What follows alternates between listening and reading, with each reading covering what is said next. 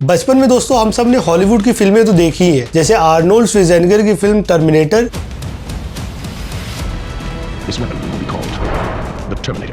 या Dwayne Johnson की film the scorpion king, या फिर अभी हाल ही में आई गल गडोट की फिल्म द वंडर वुमेन। ये सारे हमारे चाइल्डहुड के सुपर हीरोज हैं, लेकिन क्या ये रियल लाइफ में भी सुपर हीरो की तरह ही है? आइए देखते हैं आज के इस वीडियो में।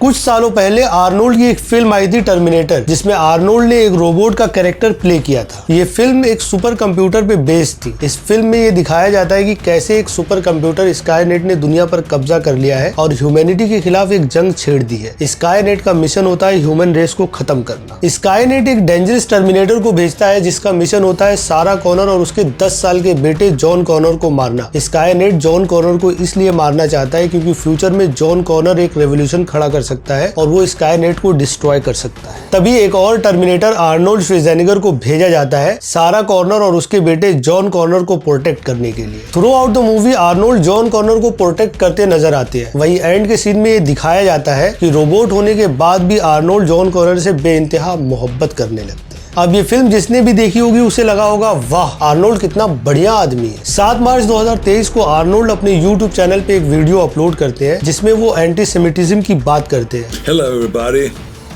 I want to talk to you today about the rising hate and anti-Semitism we've seen all over the world. Arnold अपने इस वीडियो में कहते हैं कि कुछ महीनों पहले वो ऑश्विट्ज़ कंसंट्रेशन कैंप गए थे जहां पर हिटलर ने 1.1 मिलियन ज्यूज को मारा था। आर्नोल्ड के इस वीडियो के ठीक 7 महीने बाद 7 अक्टूबर 2023 को इजराइल और फिलिस्तीन की वॉर हो जाती है। फिलिस्तीन के एक ग्रुप हमास ने इजराइल के करीब 1200 लोगों को बंधक बना लिया था, जिसके बाद इजराइल ने पूरे फिलिस्तीन को ही टेररिस्ट नेशन घोषित कर दिया था और फिलिस्तीनी सिटीजन्स पर अंधाधुंध रॉकेट, केमिकल बॉम्ब्स गिराना शुरू कर दिया था।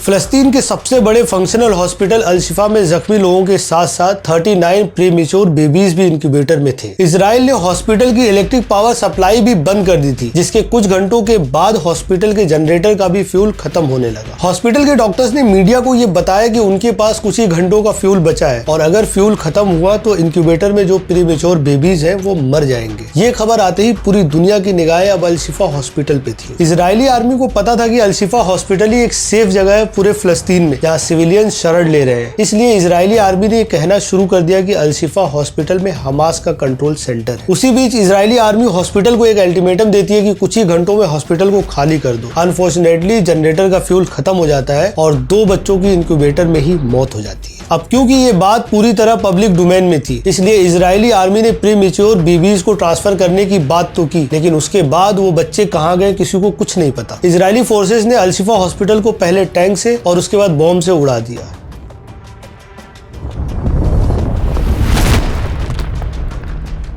फिर भी उसे हॉस्पिटल में हमास के कंट्रोल सेंटर होने का कोई सबूत नहीं मिला। आईडीएफ चीफ ने एक वीडियो पोस्ट की जिसमें वो ये क्लेम करते हैं कि हॉस्पिटल में हमास के लड़ाके हैं, फिर खुद ही वो उस वीडियो को डिलीट कर देते हैं। लेकिन इन सब में सबसे फनी बात ये थी कि उसी झूठी बात को यूएस प्रेसिडेंट जो बाइडेन भी बोलने लगते हैं। उसी बीच रब्बाए मार्विन हायर एक मीटिंग ऑर्गेनाइज करते हैं आर्नोल्ड के ऑफिस में और उसमें उन बच्चों को बुलाया जाता है जिनके फादर, ब्रदर या कजन्स को हमास ने 7 अक्टूबर को किडनैप कर लिया था। रब्बाए मार्विन वही शख्स है जिसके बारे में आर्नोल्ड ये कहते हैं कि इस जूइश आदमी ने उनकी बहुत मदद की थी जब वो अमेरिका आए थे। तो दोस्तों इसको क्या माना जाए कि ज्यूज इसी दिन के लिए लोगों को सपोर्ट करते हैं ताकि वो बाद में उनसे ज्यूज के लिए सिंपैथी मांग सके और अपनी फिलिस्तीन में ऑक्यूपेशन को जस्टिफाई कर सके। आर्नोल्ड ऑश्विट्ज़ गैस चैम्बर की बात तो करते हैं, लेकिन अल शिफा हॉस्पिटल में जो बच्चे इंक्यूबेटर में इलेक्ट्रिसिटी और ऑक्सीजन सिलेंडर न होने की वजह से मारे गए उनके बारे में वो बात नहीं करते। आर्नोल्ड कोई पहले सेलिब्रिटी नहीं है जिन्होंने इजरायली जेनोसाइड को सपोर्ट किया है। 1948 में जब से इजराइल बना है तब से हॉलीवुड ने पता नहीं कितनी फिल्में बनाई है इजरायली ऑक्यूपेशन को सपोर्ट करने के लिए। Exodus, cast a giant shadow, hope, ये कुछ एग्जांपल्स है उन फिल्मों की जो इजराइल को ग्लोरीफाई करती है। WWE से famous Dwayne Johnson AKA the Rock ने भी अपना सपोर्ट इजरायली जेनोसाइड को दिया। वंडर वुमन सीरीज से पॉपुलर हुई इजरायली एक्ट्रेस गल गडोट अपनी फिल्मों में जस्टिस की बात करती है, लेकिन रियल लाइफ में वो रेसिस्ट और ऑक्यूपायर की सपोर्टर है। Jerry Seinfeld Mayim Bialik, Debra Messing, Jon Voight, Mark Hamill, Scarlett Johansson. List इतनी लंबी है कि अगर मैं सिर्फ नाम ही गिनाने लग जाऊं तो पूरा दिन लग जाएगा। इजराइल हमास वॉर की स्टोरी भी कुछ 9/11 की स्टोरी जैसी ही लगती है। Inside job. हमास के अटैक के ठीक 7 महीने पहले से ही इजराइल ने अपने सपोर्टर से ज्यूज के लिए सिंपैथी मांगनी शुरू कर दी थी। फिर जैसे ही 7 अक्टूबर आता है, इजराइल के बॉर्डर पे अटैक हो जाता है और उसके बाद पूरे फिलिस्तीन के बूढ़े, बच्चे, औरतें, रेसिडेंट्स, स्कूल्स, हॉस्पिटल, चर्च, मस्जिद सब पर इजराइल बॉम्ब गिराना शुरू कर देता है in the name of terrorism. इस अटैक में 175 जर्नलिस्ट, 1000 डॉक्टर्स,